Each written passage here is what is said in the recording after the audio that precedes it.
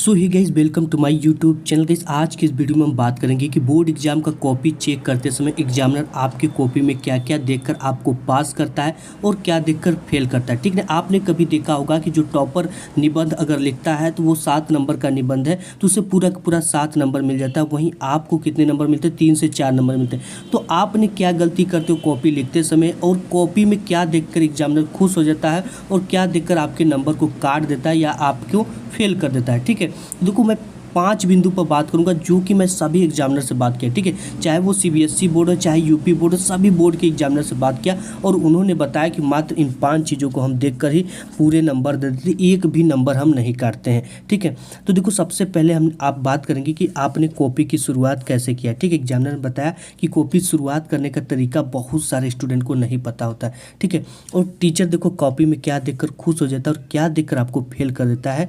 और तीसरा बात करेंगे कि जिस प्रश्न का आपको उत्तर नहीं पता था, ठीक है, उसे आपको नहीं लिखना चाहिए या लिखना चाहिए। अगर पेपर में दूसरा, तीसरा और चौथा प्रश्न नहीं आ रहा है तो आपको कॉपी की शुरुआत कहाँ से करना है, या जिस प्रश्न का उत्तर आधा आता हो या बिल्कुल नहीं आता हो तो उसके प्रश्न के उत्तर कैसे लिखने, उसे लिखना चाहिए या छोड़ देना चाहिए। ठीक है, और बात करते हैं कि बहुत सारे जो स्टूडेंट होते हैं वो कॉपी में भर भर कर पैसा रखते हैं। पैसा रखने से क्या मिलता है? नंबर मिलते हैं, इंक्रीज होते हैं या नंबर आपके काट लिए जाते हैं। ठीक है, और बोर्ड में हैंडराइटिंग पर कब और कितना नंबर कटता है इस पे भी बात करेंगे। ठीक है, और आपको टीचर क्या क्या देखकर आपके नंबर काटते और क्या देखकर खुश हो जाते हैं, ये चीज़ें की पूरी डिटेल्स वीडियो शुरू करने से पहले आप वीडियो को सबसे पहले लाइक कर दो। ठीक है, तो देखो कॉपी की शुरुआत आपको कैसे करना है। सबसे पहले आपको एक स्केल लेनी है। स्केल लेने के बाद बगल में ब्लैक पेन से साइड लाइन खींच लेना, एक स्केल की दूरी लेके। एंड जो भी प्रश्न आप कर रहे हो, जैसे जो भी खंड कर रहे हो, ठीक है, जो भी खंड, जैसे खंड ब कर रहे हो तो आपको एक नए पेज से शुरुआत करना है और ऊपर खंड ब डाल देना है। ठीक, जैसे यहाँ पे खंड क डाला गया है तो खंड क इस तरह से आपको डाल देना। और जितने भी खंड, जैसे खंड क हो गया, खंड ख हो गया, खंड ब हो गया, इन सभी को नए पेज से शुरुआत करना है। ठीक है, तो ये चीज़ें हो गई सबसे मेन चीज़ें। और शुरुआत के ना 2 से 3 पेज आपको क्या करना है? सुंदर हैंडराइटिंग में लिखना है, क्योंकि एग्जामिनर जो होते हैं ना वो काफ़ी एग्जाम में फास्ट होते हैं और उनको पर कॉपी चेक करने का 10 रुपया मिलता है। ठीक है, 10 से 11 से 12 रुपये मिलते हैं। तो ऐसे में देखो क्या करता है एग्जामिनर कि काफ़ी फास्ट होता है। और शुरुआत के अगर 2 से 3 पेज आप अच्छे लिखे रहोगे ना तो आपको क्या समझेगा, ये एक अच्छा स्टूडेंट है, क्योंकि वहाँ पे आप नहीं रहोगे। ये एग्जामिनर नहीं जानेगा कि आप टॉपर हो, अपने क्लास के मॉनिटर हो। आपकी कॉपी बताएगी कि आप कैसे स्टूडेंट हो। ठीक है, अगर आप लो से लो स्टूडेंट हो तो भी अगर कॉपी लिखने का सही तरीके को आपने फॉलो किया है तो टीचर और आपके माता पिता भी घबरा जाएंगे कि इसके इतने नंबर आ कैसे गए। ठीक है, क्योंकि आपने सही तरीके को फॉलो किया है इस वीडियो को देखकर कॉपी लिखने का।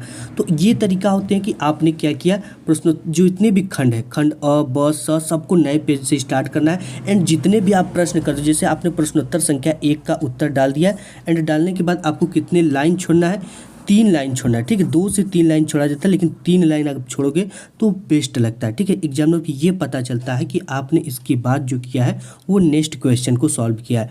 ठीक है, और मैं आपको बता दूं कि शुरुआत के आपके 2 से 3 पेज की हैंडराइटिंग बिल्कुल सुंदर होना चाहिए। और प्रश्नों को आप जितनी कोशिश हो सके ना सीरियल से करना कोशिश करो।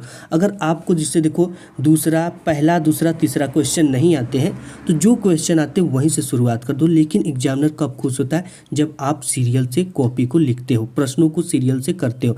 क्योंकि देखो एग्जामिनर के पास जो भी प्रश्न चेक करता है ना उसको फ्रंट पेज पर वो चढ़ाता है कि इस 2 नंबर के क में इन्होंने 3 नंबर प्राप्त किया। ठीक है, देखो जितना भी एग्जामिनर आपके कॉपी पर समय देता है ना तो आपके वो नंबर काटता है। तो ऐसे में आपको ये गलती नहीं करनी कि एग्जाम में सीरियल जितना हो सके कोशिश हो सके। अगर नहीं आता कोई प्रश्न का उत्तर तो उसके लिए आप गैप छोड़ दो। ठीक है, खाली जगह छोड़ दो। बाद में अगर आप सोच कर लिखना चाहते हो या बना कर लिखना चाहते हो तो बाद में लिख देना, लेकिन जो भी कोशिश हो सके सीरियल से करना। ठीक है, तो और शुरुआत के और आपको क्या करना है, कॉपी में कभी भी गलत चीज़ें, वो फालतू चीज़ें नहीं लिखनी है।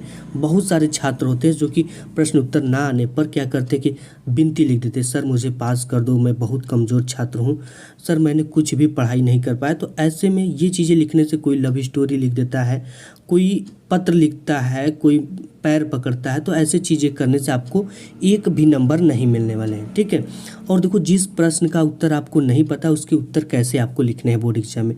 जिस भी प्रश्न प्रश्न जो भी कोई प्रश्न है उसका उत्तर नहीं आता है तो आपको क्या करना है, उस क्वेश्चन से रिलेटेड, ठीक है, उस क्वेश्चन से रिलेटेड आप कुछ भी जानते हो या आपने बोर्ड एग्ज़ाम से पहले कोई क्वेश्चन बैंक पढ़ लिया या आपने कभी उससे रिलेटेड क्लास में सुना है या उस चैप्टर से रिलेटेड आपको कुछ भी आता है, ठीक, उसके शब्द में टूटी फूटी या अपने से कुछ आपके दिमाग से आता है कि इसके ये चीज़ें होने चाहिए, ठीक है, तो आप लिख दो।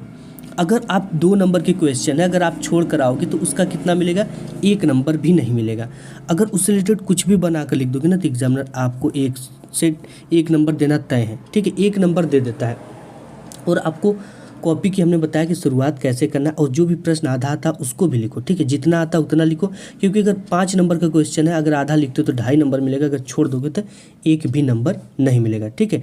तो ये होगी कि जिस प्रश्न का उत्तर नहीं पता था आपको कैसे लिखना है।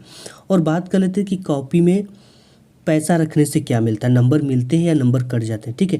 देखो कॉपी में पैसा रखने का कोई मतलब नहीं होता है, ना ही 1 नंबर बढ़ते हैं ना ही 1 नंबर घटते हैं, ठीक है। टीचर जो होता है, एग्जामिनर जो होता है, पैसा आपके रख लेता है, जो इसको भी पैसा मिलेगा वो तो भाई रख ही लेगा, ठीक है।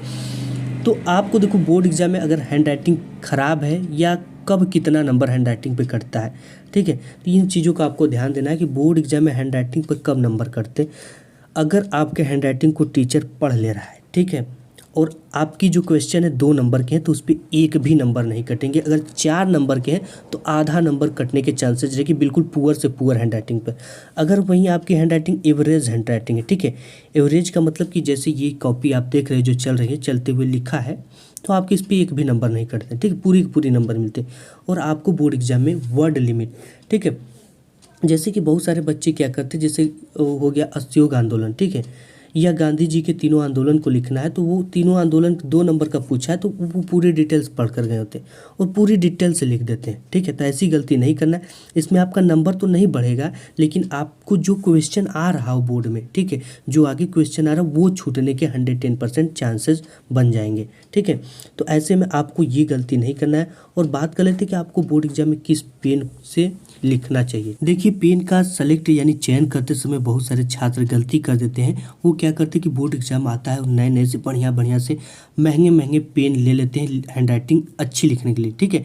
अगर महंगे पेन से हैंड राइटिंग अच्छी बैठती तो अमीर घर के बच्चे सभी की हैंड राइटिंग अच्छी होती है और वो अवार्ड जीत चुके होते हैं। ऐसे में आपको क्या करना है, ये गलती कभी नहीं करना। बोर्ड एग्जाम जैसे आते हैं तो आप क्या करो, जिस पेन से आपको बोर्ड एग्जाम में लिखना है आज से ही उस पेन से लिखना स्टार्ट कर दो, उसी पेन से लिखो, क्योंकि वो पेन आपके हाथों में बैठे रहेगी और कंफर्टेबल महसूस होगी, आप उसे जल्दी लिख पाओगे, ठीक है। नए पेन लोगे हाथ में नहीं बैठा रहेगा और उससे आप अच्छी हैंड राइटिंग बनाकर नहीं लिख पाओगे। तो इस चीज़ का आपका ध्यान देना है। और बोर्ड की एग्जाम में कभी भी रंगीन पेन का यूज आपको नहीं करना है, ठीक है। बहुत सारे छात्र होते हैं जैसे लाल यूज कर दिए, हरा यूज कर दिए, रंगीन पेन का यूज कर दिए, तो ऐसे में आपको टीचर फेल कर देगा, ठीक है, आपको 1 भी नंबर नहीं मिलेगा। तो देखो आपके बोर्ड की कॉपी में कोई भी क्वेश्चन नहीं छोड़ना है, ठीक है। अगर मैथ में क्वेश्चन ही कॉपी पर लिख देते हो तो उसके भी आधा नंबर मिलते हैं। ऐसे में आपको सभी क्वेश्चन बोर्ड एग्जाम में अटेम्प्ट करना है, जो आता है उसको भी, जो ना आता उसको बना कर लिखना है। एंड शुरुआत 2 से 3 पेज में ना आपको कटपीट बिल्कुल नहीं करना और अच्छे से बिल्कुल लिखना है।